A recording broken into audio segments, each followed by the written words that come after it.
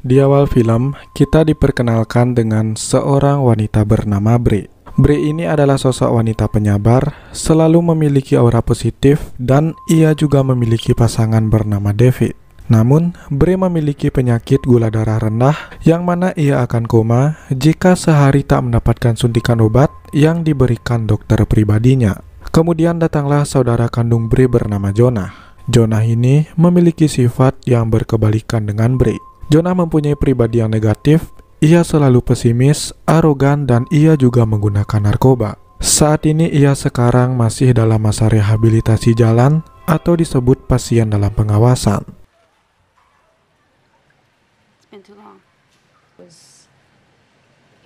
Singkat cerita, mereka berdua bertemu di sebuah kolam renang umum di salah satu kota dan berniat bersantai lalu mengobrol karena memang sudah lama mereka tak bertemu. Apalagi semenjak Jonah mulai mengenal narkoba dan Bre menjalin kasih dengan David. Lalu diperlihatkan pada seorang kakek tua penjaga kolam dan menyuruh semua pengunjung untuk pulang. Si kakek kemudian mengumumkan bahwa kolam renang akan tutup karena saat itu akan ada libur panjang nasional. Lalu kakek tua itu menegur Jonah dan Bre yang tak melihat dan mendengar pengumuman tersebut. Namun, Jonah selaku wanita yang arogan pun tak terima dan mengejek kakek tua tersebut. Kemudian diperlihatkan seorang wanita cleaning service yang sedang berniat mencuri barang pengunjung. Namun ia berhasil dipergoki kakek tua penjaga kolam dan hanya menyuruhnya untuk kembali bekerja lagi.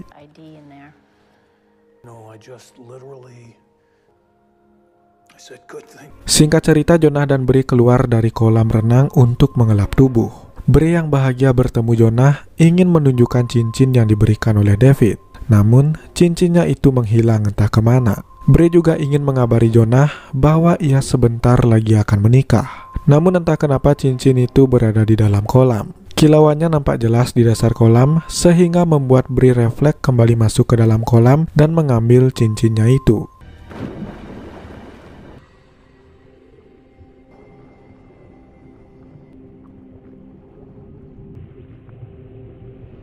Tetapi cincin itu malah menyangkut di sebuah besi dan susah untuk diambil. Kemudian, Jonah yang menunggu cukup lama akhirnya ikut masuk ke dalam kolam. Namun malah gantian rambut Jonah yang tersangkut di besi.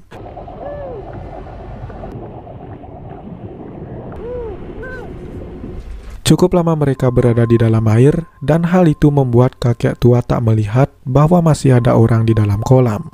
Karena ternyata tas mereka nyelip di kursi dan mereka sedang berada di dasar kolam yang kedalamannya 12 meter. Pak tua itu kemudian segera menutup kolam dengan tirai penutup yang terbuat dari bahan fiberglass yang pastinya keras dan susah untuk ditembus. Lalu Bre yang menyadari kolam akan ditutup seketika mencabut paksa rambut Jonah. Dengan cepat mereka berdua segera naik ke permukaan. Namun semua itu telah terlambat karena tirai telah tertutup dan Pak tua pun telah pulang.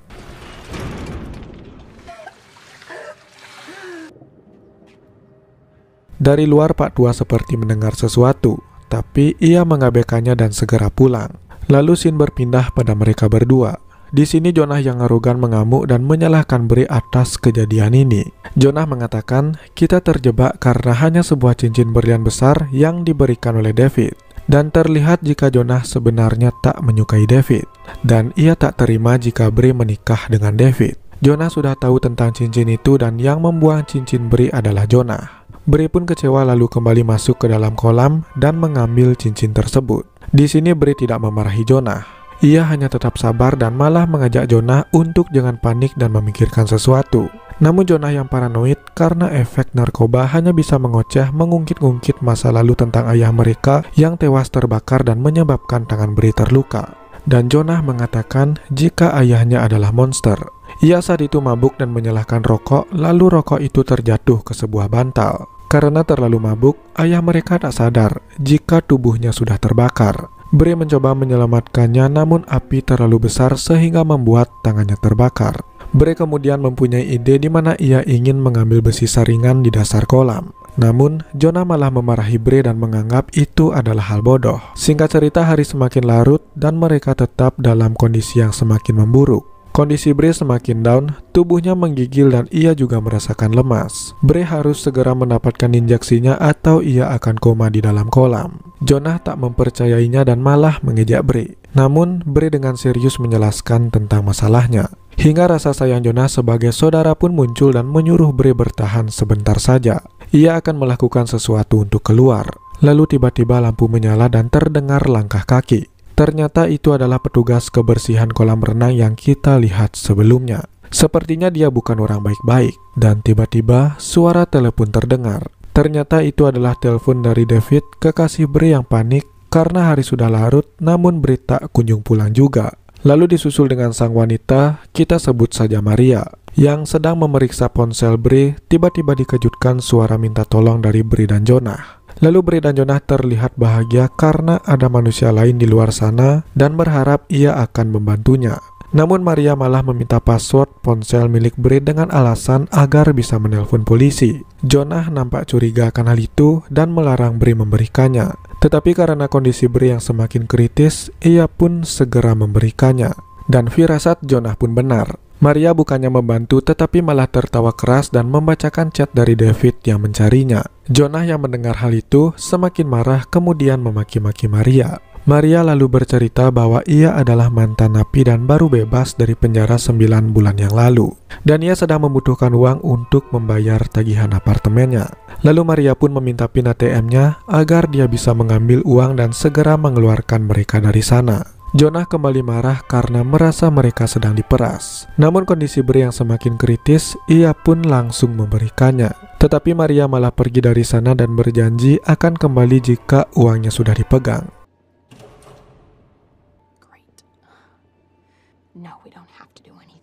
Singkat cerita, waktu semakin berjalan, kondisi mereka pun semakin memburuk. Bre yang keadaannya semakin buruk hanya bisa bersenderan di pinggir kolam dan Jonah pun terlihat sudah putus asa. Lalu kembalilah Maria dan mengatakan tabungan Bre hanya $90 saja. Karena uang yang sedikit, Maria pun memutuskan akan meninggalkan mereka. Jonah yang marah besar akan hal itu, ia kemudian mengambil serpihan papan nomor yang digunakan tadi dan mencoba merayu Maria untuk mendekat lalu membisiki sesuatu yang akan membuatnya kaya. Maria pun terkena rayuan dan menempelkan telinganya di lubang.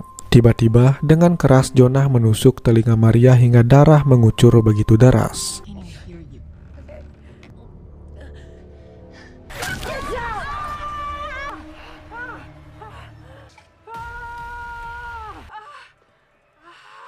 Kemudian Maria yang kesakitan pun berlari menuju ke ruang kontrol. Di sana ia marah dan segera menyemprotkan cairan kaporit agar mereka tak bisa bernafas.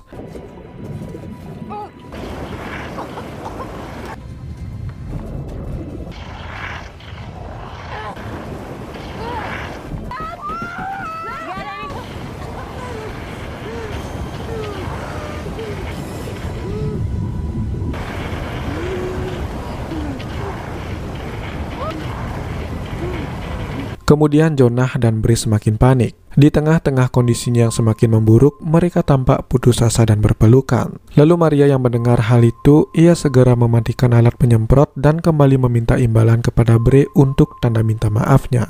Lalu Bre sambil menangis mengatakan bahwa semuanya telah ia ambil dan Bre tak punya apa-apa lagi. Maria kemudian meminta cincin Bre. Namun, karena Bre sudah sangat-sangat lemah, ia pun segera memberikan cincin tersebut. Jonah hanya bisa terdiam melihat kakaknya bersedih dan sekarat karena ulahnya sendiri, di mana ia yang membuang cincin tersebut dan menusuk telinga Maria hingga membuatnya semakin marah. Namun Maria bukannya membantu dan malah kembali menipu mereka dan meninggalkannya dengan kondisi yang semakin memburuk. Bre semakin bersedih karena telah kehilangan semuanya, dan cincin yang menjadi alasannya terjebak ke dalam kolam kini sudah hilang begitu saja. Ia hanya bisa menangis terdiam di pinggiran kolam. Dan Jonah yang sangat amat merasa bersalah karena telah membuat kakaknya sengsara, ia pun merasakan hidupnya yang tak berguna. Jonah kemudian memutuskan untuk bunuh diri dengan menggunakan serpihan yang digunakan untuk menusuk telinga Maria tadi. Bre yang melihatnya tak tinggal diam. Ia segera memeluk Jonah sembari menangis. Seketika Jonah pun tersadar sambil menangis, ia mengatakan akan berjanji untuk menyelamatkan Bre. Lalu tibalah Maria yang ternyata masih mempunyai sifat menolong. Ia menyesal karena telah membuat mereka menunggu lama. Sambil menangis, ia mengatakan akan mengeluarkan mereka dari sana. Tetapi saat Maria berusaha membuka penutup sandi yang diberikan manajernya, ternyata salah dan tak berfungsi. Ia semakin marah karena ia tak bisa menyelamatkan mereka. Kemudian Maria malah memutuskan untuk meninggalkan mereka. Maria sendiri juga tak bisa menelpon polisi, karena jika ia menelpon polisi, maka polisi akan menangkapnya kembali dan memasukkannya ke dalam penjara.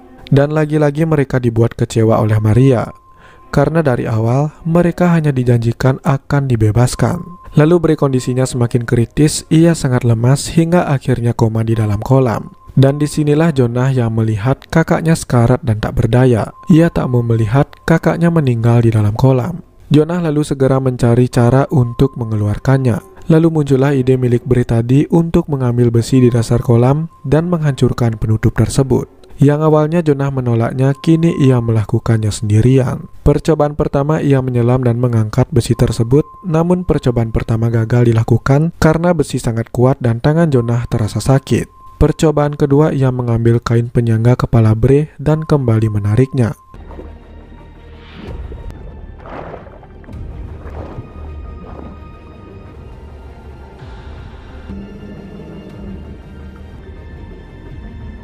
Namun tetap gagal karena Jonah kehabisan nafas. Lalu Jonah menatap Bree dan melihat ia sedang koma di dalam kolam. Seketika semangat Jonah muncul dan kembali mencoba mencabut besi tersebut.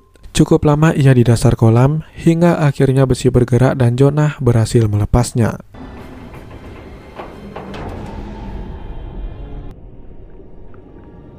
Ia kemudian segera naik ke kolam yang lebih dangkal dan segera memecahkan penutup tersebut hingga pecah.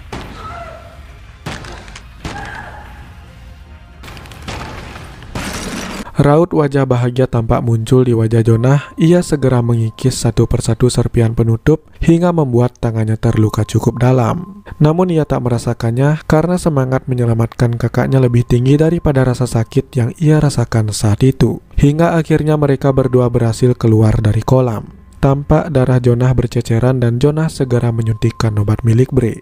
Kemudian kondisi Bree sedikit membaik namun masih dalam keadaan setengah tak sadar. Tetapi tak hanya di situ, tiba-tiba muncullah Maria dan menodongkan sebuah pistol ke arah mereka. Dengan menangis, Maria takut jika mereka selamat, mereka akan melaporkannya ke polisi. Dan ia tak mau lagi masuk ke dalam penjara yang dianggapnya sebagai neraka. Tampak di sini sebenarnya Maria adalah orang baik, namun hanya saja ia terdesak akan tuntutan ekonomi dan memutuskan untuk melakukan kejahatan. Lalu Jonah sambil menangis memohon, ia berkata jangan membunuh dirinya dan sang kakak karena sang kakak sebentar lagi akan menikah. Jonah ingin melihatnya bahagia. Mendengar hal tersebut, Maria pun iba dan ia akhirnya mengembalikan semua barang milik Bree, terutama cincin berlian milik Bree. Lalu Jonah segera menelpon polisi dan menyuruh Maria segera pergi. Tak lupa ia berterima kasih kepada Maria karena telah membuatnya tersadar. Di akhir film diperlihatkan Bree dan Jonah telah mendapatkan perawatan medis. Dan Jonah memberikan cincin berlian milik Bree lalu berkata, "Jika aku telah menyelamatkanmu." Mereka berdua tampak bahagia dan semakin dekat karena peristiwa tersebut. Kemudian film pun berakhir.